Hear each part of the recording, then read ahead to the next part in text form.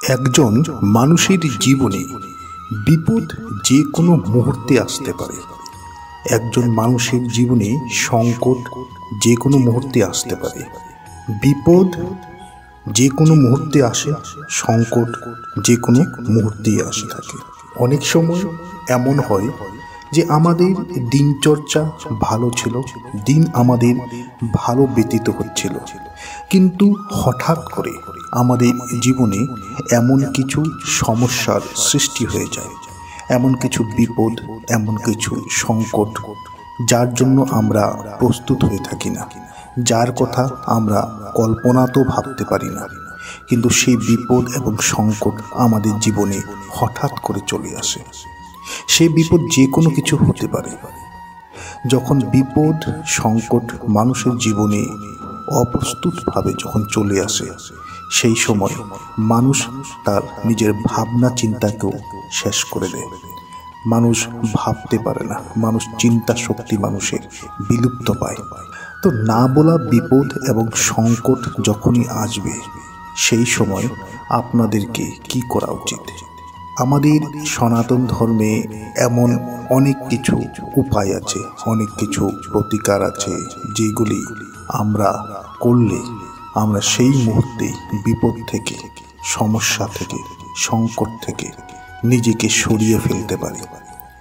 তো নমস্কার বন্ধুরা, আশা করছি আপনারা সকলেই ঈশ্বরের কৃপায় ভালোই আছেন।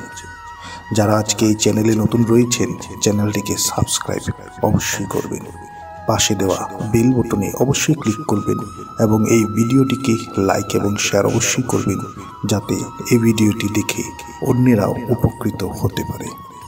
তো আজকের ভিডিওতে আমি আপনাদেরকে বলবো যে হঠাৎ করে যখন জীবনে বিপদ চলে আসে, সেখান থেকে আপনি কিভাবে বাঁচবেন, সেখান থেকে নিজেকে কিভাবে সরিয়ে আনবেন।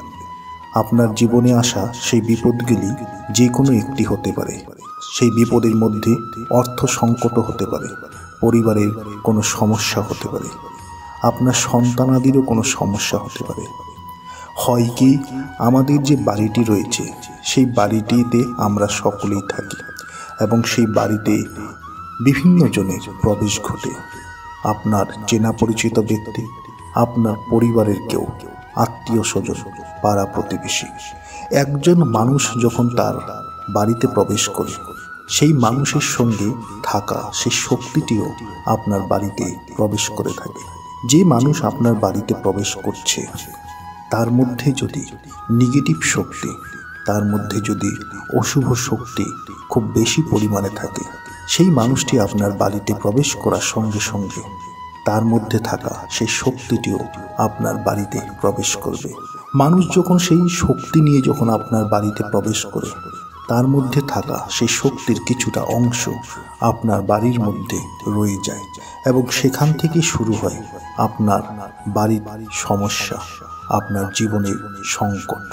অনেক সময় দেখবেন এমন কিছু মানুষ আছে, যে মানুষের সঙ্গে আমাদের সম্পর্ক খুব বিশেষ নয়, কিন্তু সেই মানুষ যখন আমাদের বাড়িতে আসে বা তার সঙ্গে যখন আমরা দেখা সাক্ষাৎ করি, আমাদের মনটি এমনিতেই ভালো হয়ে যায়, মনে আমরা উৎসাহ পাই, মনে আমরা মানসিক জোর পেয়ে থাকি। আবার অনেক সময় এমন কিছু মানুষ আছে, যে মানুষ আমাদের খুব পরিচিত, কিন্তু তারা বাড়িতে আসলে আমরা কিভাবে তাদেরকে এড়িয়ে চলব, সেই দিকেই আমরা বিশেষ ধ্যান দিয়ে থাকি। কথা হচ্ছে, যাদের মধ্যে পজিটিভ এনার্জি খুব বেশি পরিমাণে আছে, সেই ব্যক্তির সামনে যখন আপনি নিজে দাঁড়াবেন, আপনি নিজেও নিজেকে প্রফুল্লিত মনে করবেন, নিজেকেও আপনি মানসিকভাবে প্রস্তুত মনে করবেন। এবং যে মানুষের মধ্যে নেগেটিভ এনার্জি খুব বেশি আছে, সেই মানুষের সামনে যখন আপনি দাঁড়াবেন, সেই সময় আপনি নিজেকে অনেক দুঃখিত মনে করবেন। এটি হচ্ছে প্রধান কারণ। তো সেই সময় আপনাকে কি করতে হবে? যখন আপনার বাড়িতে নেগেটিভ এনার্জি খুব বেশি, যখন জীবনে একের পর এক বিপদ আপনার সম্মুখে চলে আসছে, সেই সময় আপনি যে কোনো দিন সন্ধ্যার পর আপনাকে এই কাজটি করতে হবে। সন্ধ্যার পর আপনি একটি বটপাতা নিয়ে আসবেন। একটি বটপাতা আপনি পূর্বেই তুলে নেবেন এবং সেইটিকে পরিষ্কার করে নেবেন, তবে বটপাতাটি যেন ছেঁড়া ফাটা না হয়, তার প্রতি অবশ্যই লক্ষ্য রাখবেন। সেই বটপাতাতে আপনি 5টি কর্পূর নেবেন। বটপাতার উপর 5টি কর্পূর রেখে যে কোনো দিন সন্ধ্যার পর সেই কর্পূরগুলিকে জ্বালিয়ে দেবেন। জ্বালানোর পর সেই বটপাতাটি ধরে আপনার বটপাতে থাকা সেই কর্পূর জ্বলছে, সেই কর্পূরের ধোঁয়া সমস্ত বাড়ির ভিতর আপনি ছড়িয়ে দেবেন। বাড়ির প্রতিটি কোণে আপনি সেই বটপাতার কর্পূর নিয়ে আপনি ছড়িয়ে দিন। আপনার বাড়িতে যদি কোনো অশুভ শক্তি, কোনো তন্ত্র শক্তি, কোনো নেগেটিভ এনার্জি যদি আপনার বাড়িতে আছে, তাহলে তৎক্ষণাৎ সেই নেগেটিভ এনার্জি, অশুভ শক্তি আপনার বাড়ির থেকে দূর হয়ে যাবে। এবং এই কাজটি আপনি পরপর কিছুদিন আপনাকে করতে হবে। কিছুদিন করার পর আপনি নিজেই বুঝতে পারবেন, আপনি নিজেই ফিল করতে পারবেন, অনুভব করতে পারবেন আপনার জীবনে অনেক পার্থক্য হয়ে গেছে। আপনার জীবনে অনেক সুখ শান্তি পুনরায় ঘুরে আসছে। যে সমস্যা এবং সংকট বিপদের জন্য আপনি খুবই দুঃখিত ছিলেন, খুবই চিন্তিত ছিলেন, সেই সমস্যা, সেই প্রবলেম, সেইগুলির রাস্তা বেরিয়ে আসবে।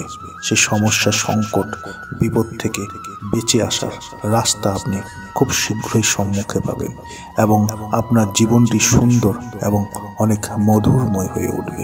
এরপর আপনি যখনই আপনার বাড়িটিকে মুছবেন, বাড়ি আমরা সাধারণত জল দিয়ে পরিষ্কার করে থাকি, সেই জলে আপনি লবণ একটু মিশিয়ে নেবেন। সেই জল দিয়ে সম্পূর্ণ বাড়িটি মুছবেন। এই কাজটিও আপনি কিছুদিন করতে হবে। যখনই আপনি স্নান করতে যাবেন, স্নানের জলে আপনি 1 চিমটে হলুদ অবশ্যই মিশিয়ে নেবেন। 1 চিমটে হলুদ দিয়ে যখন আপনি স্নান করবেন, সেই সময় আপনার গুরু ভালো হবে এবং শুক্রবারে মা লক্ষ্মীর নাম অবশ্যই স্মরণ করবেন। এরপর আপনার বাড়িতে থাকা যত ধরনের নোংরা ময়লা, সে সকল কিছু আপনার বাড়ির থেকে দূর করে দিন। বিশেষ করে একটি কথা অবশ্যই বলবো, আমাদের বাড়িতে, সকলের বাড়িতে তুলসী গাছ থাকে। সেই তুলসী গাছটিকে যত্ন নেওয়া হয় না, অনেক জায়গায় দেখা যায়। তুলসী গাছকে প্রতিদিন যত্ন দেবেন। তুলসী গাছের গোড়াটিতে প্রতিদিন প্রলেপ করবেন মাটি দিয়ে।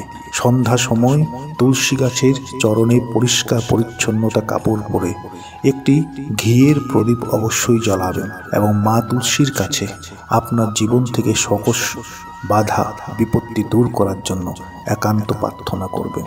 কিছু ছোট ছোট প্রতিকার, ছোট ছোট উপায় আমাদের জীবনকে অনেক পরিবর্তন করে দেয়। এই ছোট ছোট প্রতিকার এবং ছোট ছোট উপায়গুলির জন্য কিছু ব্যয় করতে হয় না, শুধুমাত্র কিছুটা সময় দিতে হয়।